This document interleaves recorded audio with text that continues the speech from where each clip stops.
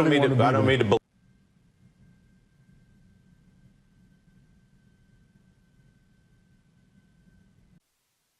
was absolutely the right position to take, and that was the position we took. All right, folks, welcome back to the Steve Malzberg Show. Of course, Al Sharpton on MSNBC actually being interviewed about his book and questioned on the Tawana Brawley hoax, which he helped perpetrate many, many years ago. And there he is, not apologizing, but sticking to his guns. And, of course, Al Sharpton has become the man who decides who shall live and who shall die as it relates to keeping a job or losing a job, staying on board or getting fired, depending on how offended Al Sharpton is over a remark made by usually a conservative. Joining us now, I'm very proud to say, is the president of the David Horowitz Freedom Center Foundation and the founder of frontpagemag.com, the great David Horowitz. Hey, David, how are you? I'm good. Well, good to talk to you. Okay, so tell us about what the David Horowitz Freedom Center is doing with Truth Revolt. Well, I mean, you could see it on that clip you showed. Sharpton is lying through his teeth. It wasn't about getting a prosecutor to prosecute a case. There was no case. This was about leading a lynch mob against Steve Pagonis, who was a district attorney, and 5 other innocent people. Sharpton screaming over the airwaves that they were racist and what they had done to Tawana Brawley was terrible, and citing inflaming opinion. Sharpton hounded these people for 6 years, just destroyed their lives for 6 years. And Pagonis brought a libel suit against him, and Sharpton was lost the suit. He's never paid. So he's what you might call a convicted liar here, but he's a lynch mob leader, and he's done it over and over and over again. And somehow he's an MSNBC host. You couldn't imagine David Duke, who has, unlike Sharpton, has no visible blood on his hands, and whom nobody actually listens to. You couldn't imagine him getting on to be a TV host on any channel, cable, network, or otherwise. There would be such an outcry. But Sharpton is tolerated, not tolerated, but encouraged, and has been, his whole career has been, it's not just rehabilitated. The guy is the advisor to the President of the United States on race relations, for crying out tears. So, I've said this in many of my writings, that conservatives do many things very well. But they're way too passive, and they're way too polite. The battle has to be taken to the enemy camp. In this case, the enemy within the media, which pretends to be reporting news and is actually spewing propaganda for the left and for this terrible president that we have, who's destroying the country, and who gets a free pass by this media. So we've decided to do something, and that is, I've decided to unleash Ben Shapiro in a site called Truth Revolt, which went up on Monday with a story called Sharpton's Crackers, not only because Sharpton is called White People Crackers, when actually it's the civil rights movement, so-called, that he leads, that has the cracker mentality. Guilty on the basis of race, guilty before the fact, punish them. That's what he did in the Trayvon Martin case. That's what he did in the Duke LaCrosse case. That's what he did with Paula Dean. I mean, you could go on and on. His whole life is that of a lynch mob leader and a race hater. Well, you go back, David, I hate to interrupt, but I do want to point out, because I lived through it here in New York, you go back to Crown Heights, you go back to Freddie's, which he led a protest on 125th Street in Harlem. Freddie was a white Jewish business owner, and he referred to Freddie as a white interloper. Subsequently, that place was burnt down and 7 people died, but of course he was never held responsible either legally or civilly at all. Exactly.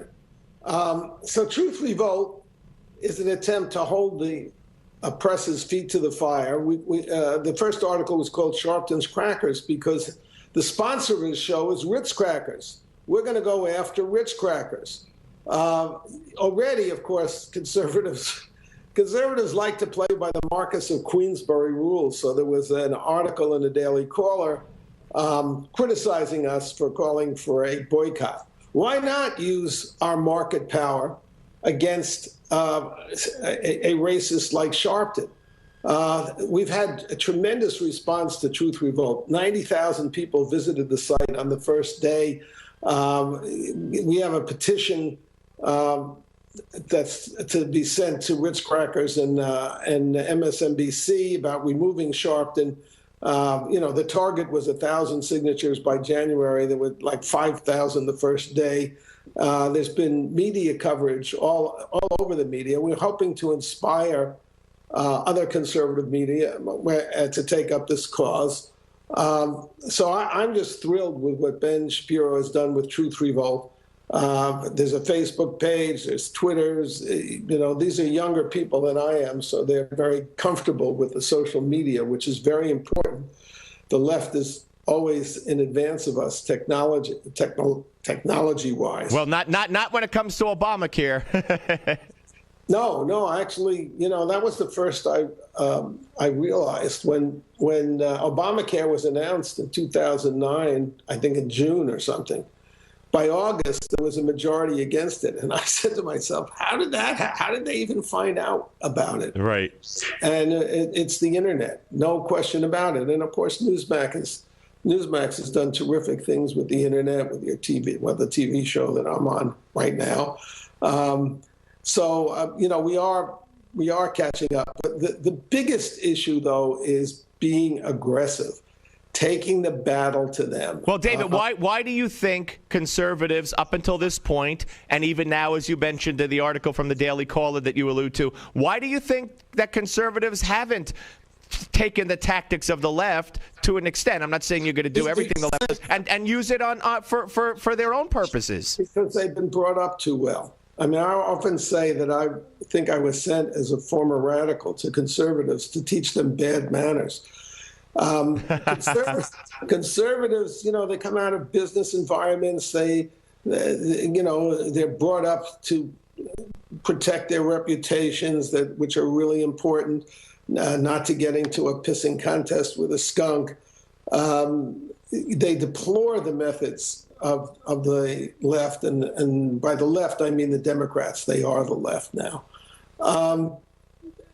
But politics, it's not a Tea Party. It's not bad. No pun intended, I guess, right? The Tea Party actually is beginning to turn the conservative movement. I love the Tea Party for that reason. But conservatives, if you're building a business, you don't want to make enemies. You want to build your customer base. So you don't want to get into controversies. And that mentality is very deep-seated in the conservative right, and they don't understand. They're in a street fight with gangsters and thugs. And you don't have to become the left. You don't have to become the left. That's what we have to do. And Truth Revolt, it's truth. By the way, it's truthrevolt.org. Truthrevolt.org. I was going to ask you about that. We're talking to David Horowitz, the president of the David Horowitz Freedom Center, founder of Front Page Magazine, frontpagemag.com, here on the Steve Malzberg Show. Before I do want to mention what's coming from you as far as your literary work. You're obviously also a fabulous New York Times best-selling author. But first, you are going to go after, from what I understand, others. I mean, it's not the end-all be-all Al Sharpton. There's going to be you've already compiled, I think, a list of other potential targets. And we've already gone after them. We went after Ed Schultz the second day. We've gone after Maher. We've gone after Alec Baldwin. Yes, this will be ongoing, and it will be to expose them, and it will be, of course, to ride the news cycle when they're distorting stories, but to go much deeper and behind the scenes and show who these people are, what their hypocrisies are, and what their covert agendas are. You have all kinds of political animals posing as news anchors. I mean, look at Stephanopoulos. He's on the hit squad for the Clintons. Why is he in the news business? How is it that ABC could hire him in the first place? I mean, I have nothing against political operatives. It's part of the democratic system. But if you're a political operative, you're not a journalist, and you shouldn't pretend you are.